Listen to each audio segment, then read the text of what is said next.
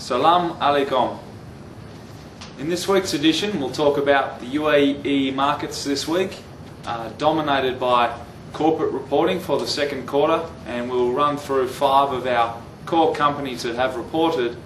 Markets in the UAE have been generally stronger this week, driven by higher oil prices above $70 per barrel, greater foreign investment participation and better sentiment from foreign markets around the world. We've reached the end of the first half reporting season here in the UAE.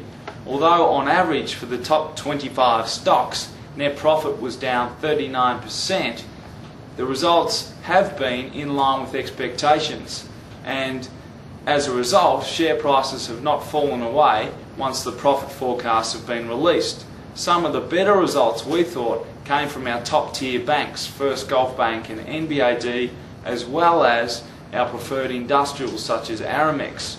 We also saw Arabtec, DP World and Gulf Navigation results come in as expected, and Emaar result, excluding abnormal items, was also above expectations. Logistics company Aramex, listed on the DFM, which we covered last week, increased second quarter net profit by 30%. This is despite revenue declining by 10%, reflecting the company's asset-light operating structure and ability to renegotiate more favourable rates with its shipping and air freight customers and suppliers. This demonstrates the defensive nature of Aramex business model and also bodes well for earnings growth for the remainder of 2009.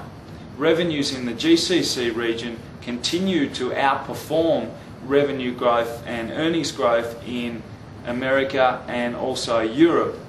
With over 65% of revenues and earnings coming from the GCC region, we expect that earnings growth for 2009 in the second half will continue to be plus 25 to plus 30%, meaning that earnings growth for the full year is going to be strong. Offshore, the company continues to pursue market share in countries such as Asia and around Africa through either partnerships, acquisitions or franchise arrangements. Elsewhere, the company has clearly stated that Aramex will continue to pursue acquisitions and invest in its existing infrastructure around the Middle East and pushing further north into the Levant region. We retain our overweight recommendation on Aramex. Looking forward, the company trades on a PE of 9.8 times, which is at a steep premium to the DFM index, and deservedly so. The company has an excellent market position, clear avenues to earnings growth through organic expansion and also acquisition, and we believe that the next catalyst for the stock really is continued outperformance of its earnings versus peers, and also announcement of further acquisitions offshore. Construction company Arabtec, listed on the DFM, also announced second quarter results. Net profit grew by 14% to 183 million dirhams quarter on quarter, so earnings continue to stabilise in this company. It continues to draw revenues from, in particular, Abu Dhabi project, the Nations Towers, and also project work around Qatar.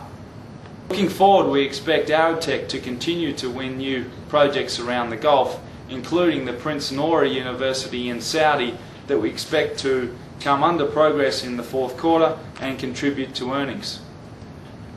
Gross profit margins also stabilised during the quarter, as lower cement and construction costs flowed through to profitability margins.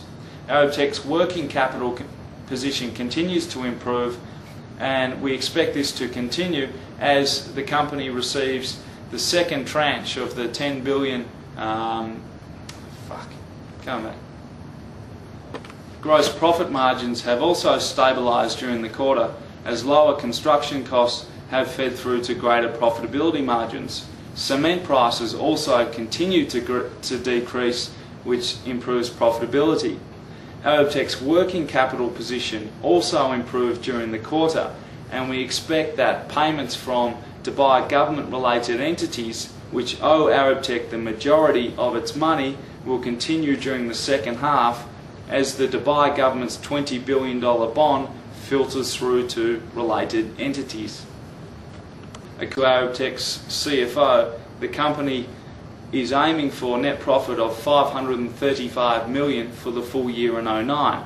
This implies a forward EPS of 0.44 dirhams per share and a price to earnings ratio of 6.1 times earnings, in line with the DFM index.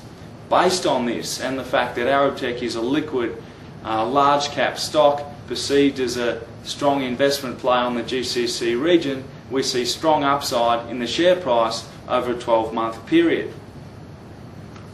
However, it is important to remember that the maiden racecourse contract dispute has the ability to wipe 300 million dirhams off the net profit for 2009, and therefore we retain a cautious short-term recommendation but a long-term overweight recommendation until we obtain clarity on the result of this dispute.